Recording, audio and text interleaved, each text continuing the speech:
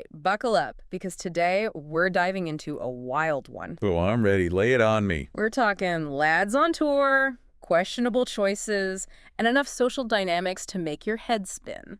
Sounds right up our alley. It all starts with this YouTube video, right?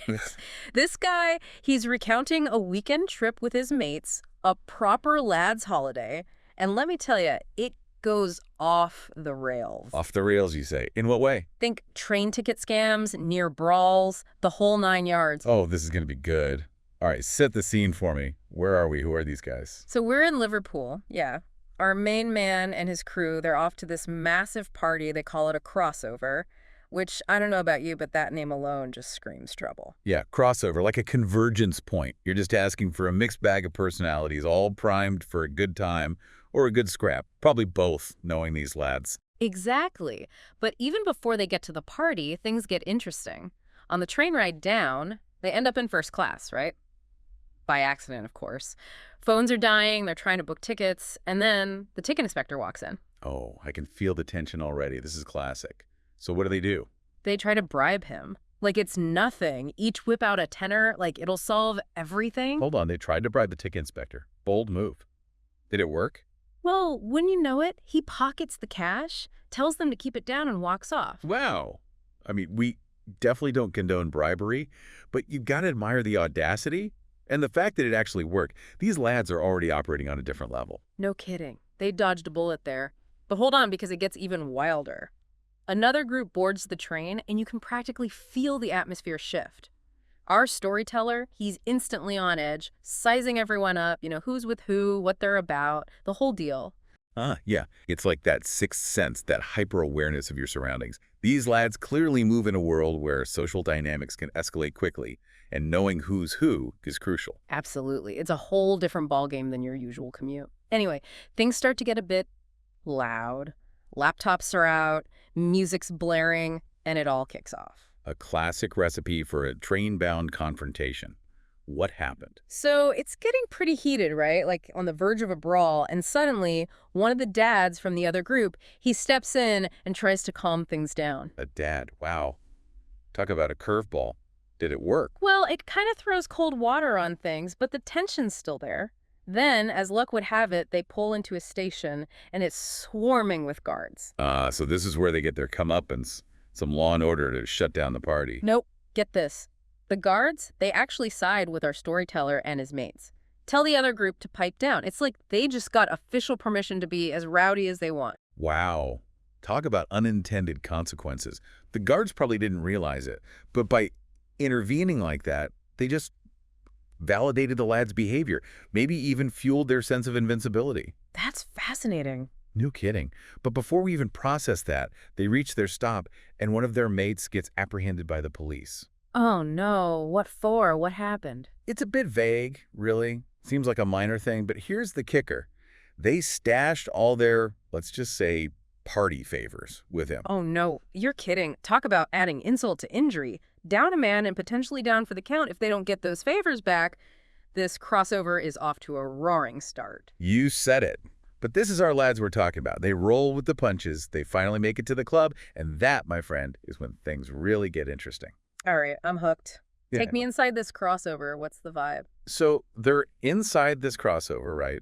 And I'm thinking, all right, now we're going to hear about the music, the crowds, the whole party atmosphere. The energy, the vibe. But no, not this guy.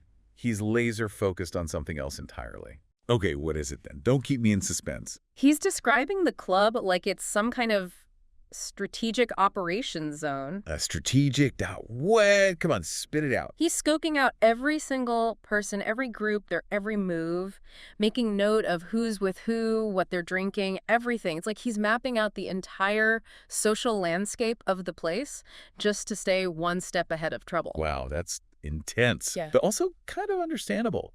Given the world they're navigating, it's all about social capital, right? Yeah. Knowing who to align yourself with, who to steer clear of. One wrong move could make or break your night, or worse. Exactly. And he's clearly not taking any chances. Remember that juice head from Newcastle, the one on the train? Yeah, I remember him. What about him? They bump into each other again at the club. And guess what? Our storyteller manages to swing some kind of deal with him. A deal? What Yeah. kind of deal can you make with a juice head in the middle of a massive party? That's the thing, right? It's not really about the deal itself, whatever it may be. It's about the social currency, the alliances you forge in that kind of environment. Like we were saying before, it's all about who you know. It's like a whole other set of rules, completely separate from the outside world. Fascinating. And speaking of rules, or lack thereof, guess how they end up in the VIP area? Oh, let me guess. Don't tell me it's the bouncer's sister again. Bingo. Turns out, having the bouncer sister on your side is like having the VIP pass to end all VIP passes. It's like a get-out-of-jail-free card. Yeah. Makes you wonder what else you could get them away with in there.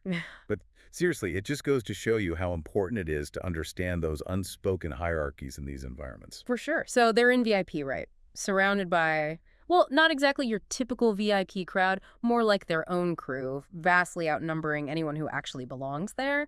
And wouldn't you know it? Another potential conflict brews. Let me guess. Someone looked at them the wrong way.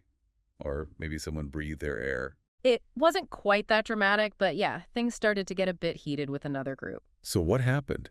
Did our boy and his street diplomacy skills save the day again? You bet.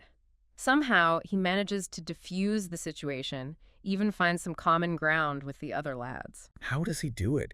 It's like he's got this natural talent for navigating social minefields. Right. It's like he can sniff out trouble a mile away, but then he also knows exactly how to talk his way out of it. It's a real skill.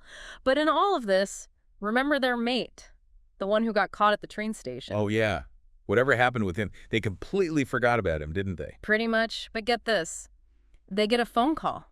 Okay. From him. From a police station miles away. Oh, no. You're kidding. What did they do? They thought about going to get him, of course, but it was just not feasible at that point. So they do what any sensible group of lads would do in that situation. They left him there. Oh, no. They decided to deal with it later. They were caught up in the moment. You know how it is. What happens in crossover stays in crossover. Right, right. Except when it follows you home with a criminal record. True, true. But the night's not over yet. They bounce to another party, miss their train, go on a desperate hunt for cash. It's a whole thing. Sounds about right. Where did they end up? Back at the bouncer's sister's place. I wish. Try a parking garage. For the whole night. A parking garage. You gotta be kidding me. All right, this night needs its own deep dive episode. Tell me about it. But even with all that, they finally managed to make it back home. Thank goodness. Give me part 3. This is wild. So picture this, right? Our man's finally back in his hometown. He's exhausted, filthy. I mean, who knows what went down in that parking garage? Yeah, parking garages aren't exactly known for their hygiene standards. No kidding. And remember those spider bites he was complaining about? Oh, right, the spider bites. Those were back. Yeah, those came back with a vengeance. You'd think at this point he'd be ready for a nice cup of tea and a long nap. Right. A little reality check after a weekend of pure mayhem. You'd think. But remember, he's still with his mates, and well, they're not exactly the take-it-easy type. So what happened? They drag him to another party? They try to. They drop off one of their mates, and just as our man's about to collapse, they hit him with the one more time. Oh, no. One more time. Were they serious? After all that? Dead serious. And for some reason, he's actually up for it. So they pile back into the car, still buzzing from the weekend's chaos. And as they're driving, they pass a bank. A bank. Okay, I'm not sure I see the connection here. So they're reminiscing about that whole frantic search for cash at the train station, right? Remember, they were practically down to their last quid. Yeah, I remember they were calling their mums for an emergency loan. Exactly. And as they're telling the story, they realize something huge. If they had just looked around a bit more at the station, they would have seen a leaflet offering a discount on train tickets. No way. You're kidding. All that stress, the desperation, the calls to their mums, all for nothing. All for nothing. They could have avoided the entire parking garage fiasco if they had just taken a second to look around. Wow. It's like the universe's cruel joke. Right. It's almost too perfect. And you know what? That's kind of the perfect way to sum up this whole wild ride. No profound lessons learned, no big moral of the story, just pure, chaotic, lads on tour energy. It's a good reminder that sometimes the most interesting stories are the ones that defy logic and expectations. It's about embracing the chaos, even when it involves spider bites and parking garages. Absolutely. Well, that was a wild ride. Thanks for joining us on this deep dive into the heart of a lad's weekend gone completely off the rails. It's been enlightening, to say the least. Enlightening, terrifying, and hilarious all at the same time. Yeah. Till next time.